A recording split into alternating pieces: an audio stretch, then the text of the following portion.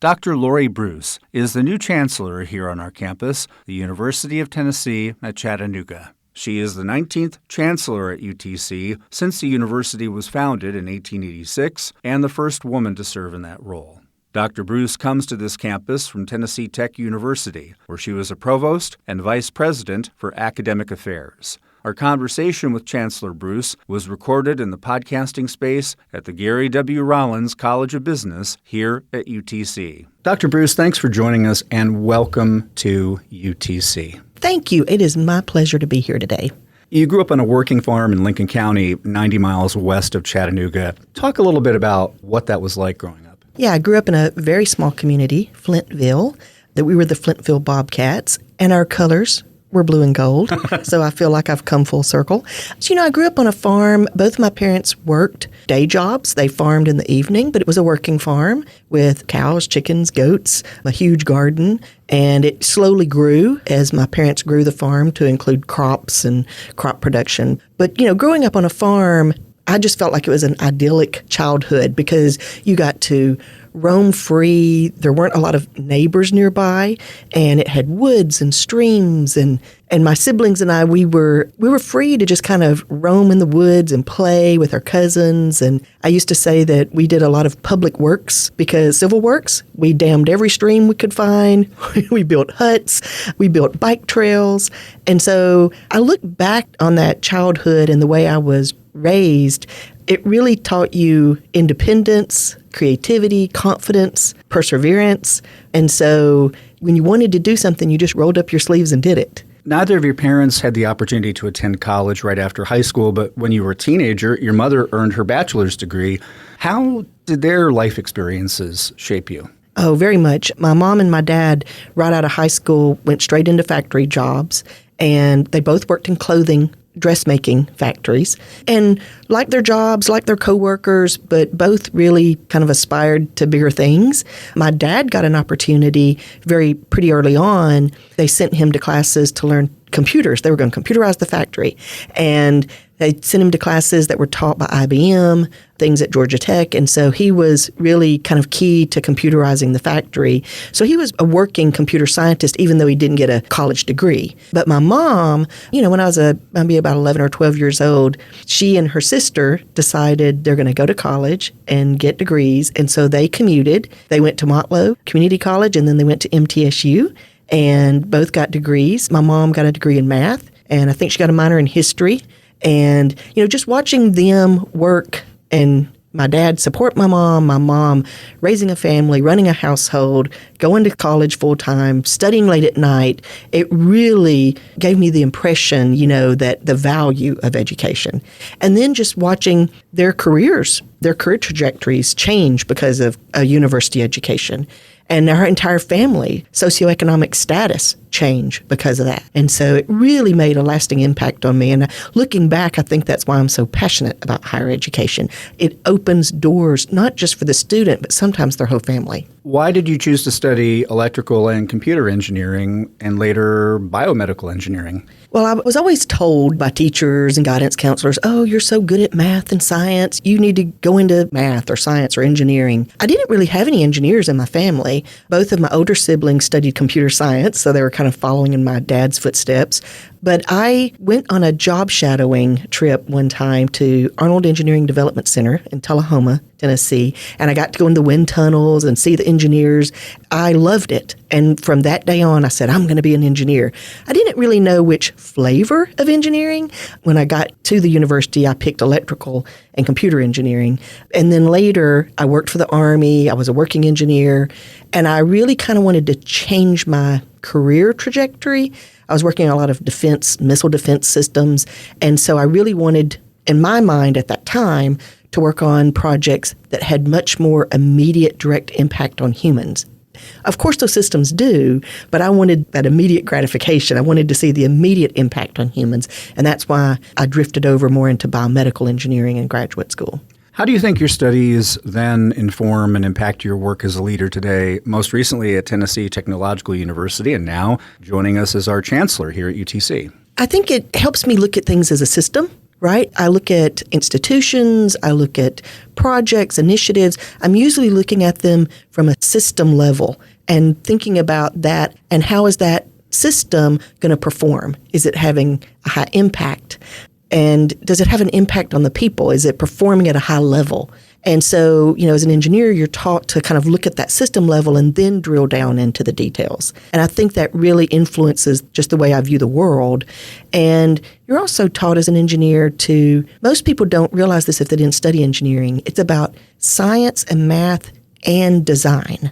And so what makes an engineer is that you're applying the science and math in very creative ways to design new things that maybe no one's ever thought of before.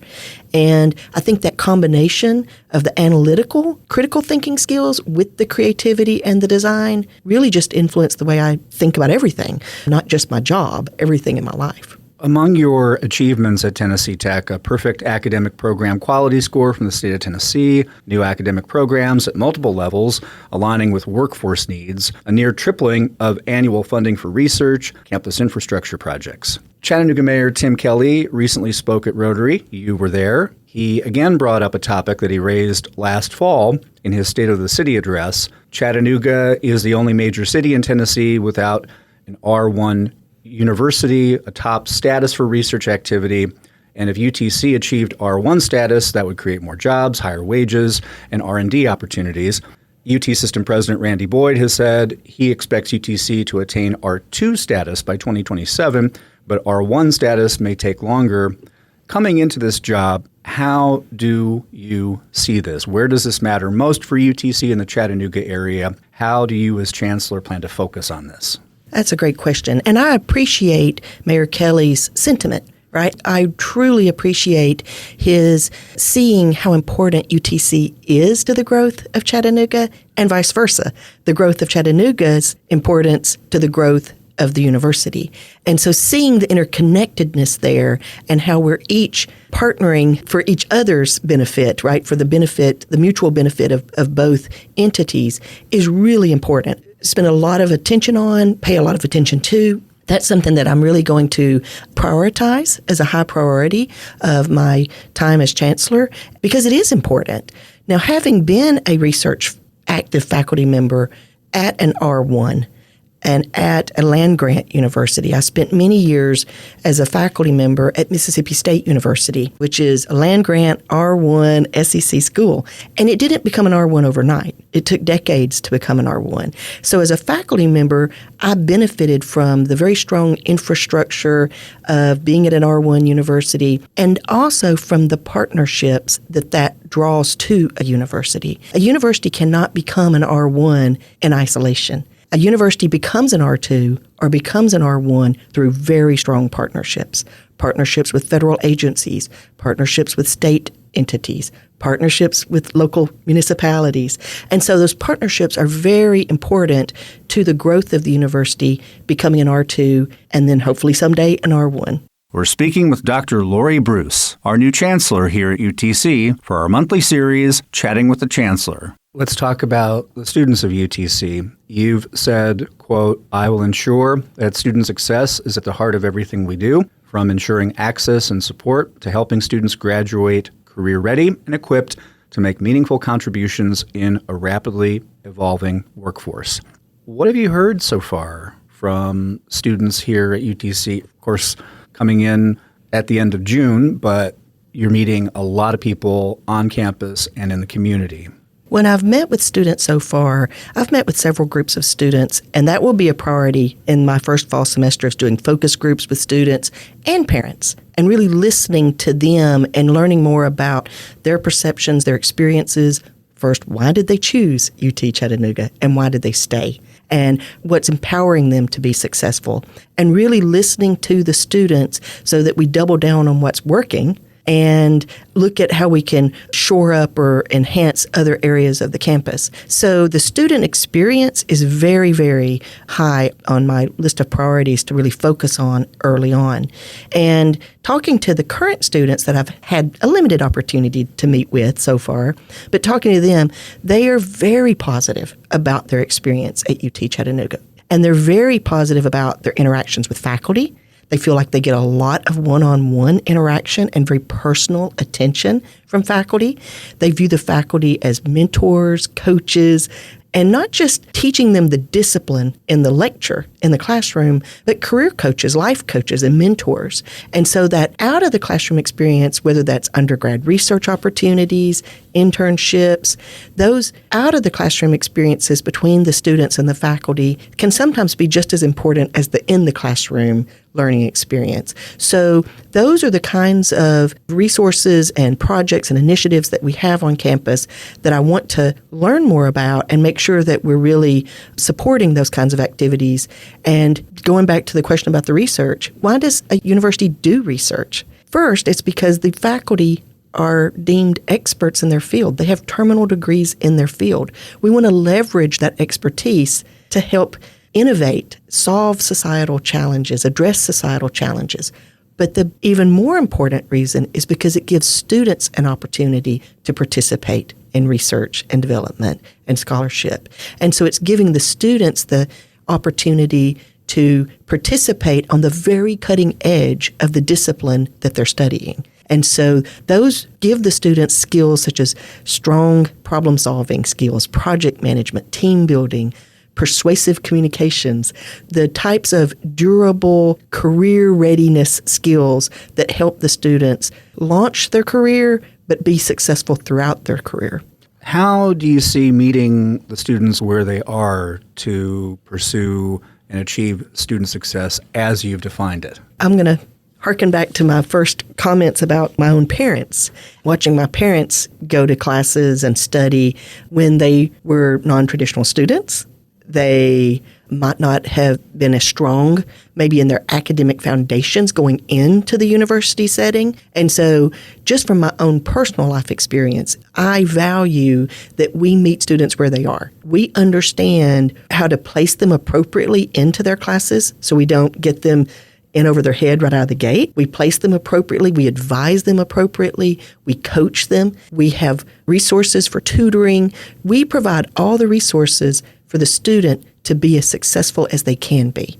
That's what I mean by meeting a student where they are, is helping them be successful and not waiting for them always to come to us, but for us to reach out to them and be a resource for them where they know that they have the resources around them. They don't have to come search out the tutoring. They know exactly from day one, here's the resources available to you, and we continue to reach out to them. So if they're a little bit shy about leaning in and using resources, that we help them fully take advantage of all the resources and support infrastructure that we have. When you visited UTC in person during the Chancellor's search process, you heard concerns from students, faculty, and staff about headlines and trends in higher education, from free speech to enrollment to federal funding. The headlines and trends will reverberate for a while, including here at UTC. How do you respond to the concerns you've heard? Where do you share those concerns? Yeah, so during my question and answer time, during my interview, a few of the headlines came up in questions from the audience. So, for example, the free speech and academic freedom. Free speech and academic freedom is at the heart of what a university does. We are here to speak the truth as faculty, to speak the truth about our discipline. That's what we do when we teach about our discipline. And so the academic freedom aspect is at the very heart of what a university does. And so they may sound like splashy headlines to some people, but they really are at the heart of what we do. And those are values that, having been a faculty member through most of my career, I understand why those questions are being asked, right? We are experts in our discipline. We teach our discipline, and sometimes the expertise level is changing, or the cutting edge of the discipline, research in the discipline is changing what we even know about the discipline, which is another reason it's important that faculty be involved in research and scholarly activities so that we each stay right on the cutting edge of our discipline so we can share those truths with our students and keep our students on the cutting edge. As you join us here, approval for UTC's latest strategic plan is set for this fall to give you enough time as Chancellor to weigh in on the final draft. Whatever the final draft, talk more about how you as chancellor intend to lead and collaborate with students, faculty, and staff in turning the plan into reality. I've worked on strategic plans at other universities throughout my career, and a plan has to be a living document. It's not a document that a committee creates, we set on a shelf and we say, okay, check, we did that. 5 years later, we do another plan. The plan guides us as we're prioritizing where to spend our resources, our time, our energy. And so the plan has to be from the collective. You might have facilitation of the development of the plan, but there has to be a lot of people at every level of the university involved in the creation of the plan so that when we have clear goals, we know that they're not totally bottom up, they're not top down, they're really the goals that the university as a community have developed and said, these are our highest priorities. And so then as we're moving forward, at a university, I don't think there's any one bad thing we do. It's a variety of good things we do. And so if we're trying to prioritize all the things that we could possibly spend our time on, we use that plan to kind of set those priorities and prioritize how we spend our time and our energy and resources, but always having committees of students and staff and faculty engaging as we're implementing the plan over time so that we're kind of checking ourselves and we're checking back in and saying, okay, are we really sticking to the spirit of the plan? And plans change over time. Things may happen. We may find that there's opportunities or challenges and we say, oh, okay, but we have to be intentional about that and saying, okay, is this part of the plan? Is it the spirit of the plan? And I think using groups of students and staff and faculty over the years so they are strategic plan implementation teams so that it doesn't become like a one and done that the campus participated in the plan and then they never really get to participate in the implementation of the plan. Our guest is Dr. Lori Bruce, our new chancellor here at UTC, for our monthly series, Chatting with the Chancellor. As you're getting to know campus, how would you describe your leadership style? I'm definitely a what you see is what you get kind of person. I'm a very practical person, a pretty plain-spoken person. I'm positive. I look for opportunities everywhere. I'm very, I would say, opportunistic, but I mean that in a very positive way. I've had people tell me before that where other people see obstacles, you see opportunities. And anytime there's change, well, there's opportunity. And I think there's a lot of change in our society right now, right? And so we need to look at that as an opportunity for us as an institution, as a university. And so my leadership style is positive, straightforward, forward-thinking, and no nonsense. Who are some leaders in higher education and beyond who have inspired you? I have been so fortunate to have fantastic mentors over the years. And I'm not one to, I do read books about leaders and famous leaders, but I'm really more inspired by the people I see around me on a daily basis. Some of the people that have really inspired me are people that the audience may not have ever heard of, right? They're David Shaw, who's now the provost at Mississippi State. He was a mentor to me for years. Judy Bonner, who was the president of University of Alabama, who served as a mentor to me. So people who are around me that I can see in action and see that their integrity, their positive spirit, a can-do spirit, they naturally, people gravitate toward them and want to follow them. Those are the kind of leaders that really inspire me. And so Dr. Bonner, Dr. Shaw, those are examples, but they're people that have been in my life that I've really been able to see in action and then think about how are they achieving that, and then maybe have some self-reflection about myself. How can I better achieve those things? Each campus has its own culture. What have you learned so far about UTC's culture? What might you bring to UTC's culture that's worked well elsewhere?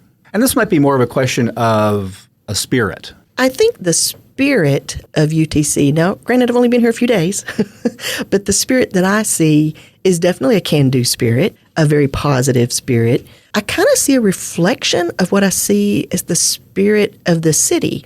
It's vibrant, it's forward-thinking, creative. There are a lot of creative arts, a lot of creativity, and a lot of passion for the institution. a lot of pride in the institution. And so those are all very positive attributes I can already pick up on during my interview. I could pick up on in just my first few days here. A lot of pride in the institution, and not just the history of the institution, but where we're going. So those are things that really excite me about being here. Everybody wants to be on a winning team. And so that's part of what I think I could bring is a positivity and a recognition of what we're winning at, telling our story. I want to learn as much about all of the successes on campus so that I can take the pride in telling those stories and bragging about those successes to the world. Talk about your past connection with Chattanooga before your new role here as Chancellor at UTC. I did grow up just maybe an hour and a half, 90 minutes west of here. And my connection honestly, to Chattanooga was more as a tourist. I have lots of pictures of me as a small child at Rock City and Ruby Falls. And then once I had a young child, I wanted them to have that experience. So I would come and bring them to the Chattanooga Choo Choo to do the Polar Express and do Ruby Falls and do the aquarium. And so most of my connection is being a citizen of the region and looking at Chattanooga as a vibrant city that you want to be a part of. Even if you don't physically live there, you want to be a part of that. As you're settling in, what has surprised you so far about Chattanooga? The thing that has surprised me most is that it feels like a small town. It is a city, but it still feels very local. And people have their local cafes. And when you're just walking through town, you see people already. I bump into people that I've met. And I was told it'll be the biggest small town you've ever lived in. And I already feel that spirit. I didn't exactly know what people meant when they were saying that to me, but I already feel that. And I love that. I grew up in a small town. I'm moving here from a small town. I love that sense of community and support of your fellow citizen when you're in a small town. So even though it's a metropolitan area, it still has that small town genuineness and authenticity to it. What's on your list of things to see and do on campus and off campus in Chattanooga and right around here? On campus, I want to really spend time with students. I want to hear their stories. I want every student to know that their story matters. And so I really want to hear their stories. What brought them to UTC? What are they loving about UTC? What would they like to improve at UTC? And so I really want to spend time with students. I want to go where they are, not come to my office, but I want to go to where they are and experience the campus through their eyes. I also want to do the same thing with faculty and staff. I want to go to visit research labs, teaching labs, studios, art studios, and really hear from individuals, not from the aggregate. I want to hear from individuals what they love, what is their experience at UTC, so that I can better understand that story and tell that story to the world. In the Chattanooga region, I really want to spend a lot of time visiting with our partners, whether it's the city partners, it's industry partners, it's government partners. I really think it's important as chancellor to be the face of the university to those partners and understand how we can be a really good partner to our partners in the region. All right, we'll leave it there. Dr. Bruce, thanks again for joining us. Welcome to UTC, and look forward to continuing these conversations with you. Thank you very much. Our thanks to Dr. Lori Bruce, our new chancellor here at UTC, and all of our colleagues on campus who made this conversation series possible.